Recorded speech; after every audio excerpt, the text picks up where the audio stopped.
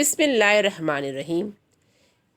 دین ابراہیمی عرب میں زیادہ نہیں ٹھہرا، پورے ملک میں پھر بت پرستی پھیل گئی۔ لوگ خدا کے ساتھ مورتیوں کو بھی پوجنے لگے اور ان کو خدا تک پہنچنے کا وسیلہ سمجھنے لگے۔ ان کا عقیدہ تھا کہ یہ خدا کے ساجی اور ہمارے سفارشی ہیں، نیز یہی حاجت روا اور مشکل کشا ہیں۔ چنانچہ وہ مصیبتوں میں انہی کو پکارتے، فریادیں بھی انہی سے کرتے اور مرادیں بھی انہی سے مانگتے۔ حضرت ابراہیم علیہ السلام تو خالص توحید کے داعی تھے اور شرک و بت پرستی سے بیزار، لیکن یہ لوگ ان کو بالکل بھول ہی گئے اور مورتیوں کے پجاری بن گئے۔ لیکن ایسا ایک دم نہیں ہو گیا، اس میں بھی ایک زمانہ لگا۔ نہ جانے کتنی صدیاں بیت گئیں اور نہ جانے کتنی نسلیں گزر گئیں، تب کہیں جا کر شرک کے پیر جمے۔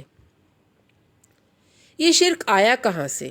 بت پرستی کو فروغ کیسے ہوا؟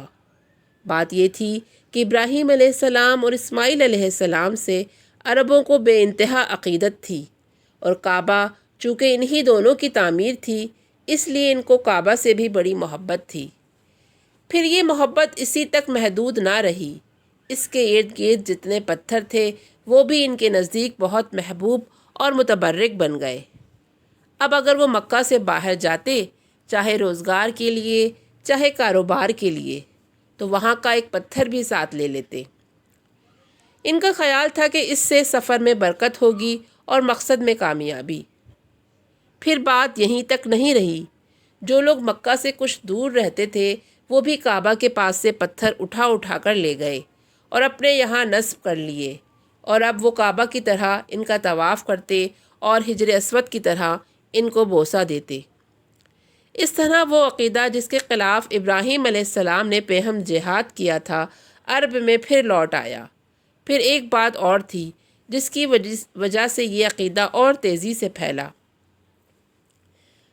آتش فشاں پھاڑ پھٹتے تو لاوے کی شکل میں جو پتھر نکلتے، ان کے بارے میں تصور تھا کہ یہ ٹوٹے ہوئے تارے ہیں جو آسمان سے زمین میں آ گئے ہیں، اور یہیں سے وہ پتھر مقدس سمجھے جانے لگے، کیونکہ بعض قومیں تاروں کی عظمت کی قائل تھیں، اس لیے ان میں خلاق عالم کی قدرت کا جلوہ تھا، اس کی طاقت اور عظمت کا پرتو تھا۔ اس لیے جن پتھروں کے بارے میں انہیں گمان ہوتا کہ ستاروں سے ٹوٹے ہوئے ہیں، ان کو بھی وہ بہت متبرک سمجھتے اور ان کی بے انتہا تعظیم کرتے۔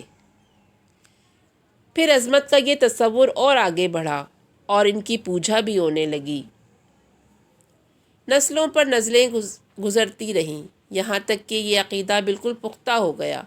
چنانچہ اب کوئی بھی پتھر مل جاتا جو خوبصورت اور سڈول ہوتا، جس کی ساخت میں کچھ نیا پن ہوتا، جو کسی مخلوق کی شکل سے مشابہ ہوتا، تو اس کی عظمت ان کے دل میں بیٹھ جاتی اور وہ اس کو پوجنے لگتے۔ پھر وہ ایک قدم اور آگے بڑھے، یعنی اب وہ پتھروں کو خود تراشتے، خود اپنی پسند کے مجسمے بناتے اور جس بزرگ یا دیوتا سے چاہتے انہیں منسوب کر دیتے، نیز جو دل چاہتا ان کے نام رکھ لیتے، پھر ان کو ایک جگہ نصب کر کے انہیں پوجنا شروع کر دیتے، عقیدت و محبت میں ان پر نذرانے چڑھاتے اور ان کے نام پر منتیں مانتے۔ ان کا خیال تھا کہ اس طرح وہ دیوتا اللہ کے یہاں سفارش کریں گے، بگڑے ہوئے کام بھی بنا دیں گے اور آخرت میں ذریعہ نجات بھی ہوں گے۔ کتاب محمد عربی صلی اللہ علیہ وآلہ وسلم، مصنف محمد عنایت اللہ اسد سبحانی۔ پھر کسی نئی ویڈیو کے ساتھ حاضر ہوں گی، جب تک کہ مجھے اجازت دیجیے۔ اللہ حافظ۔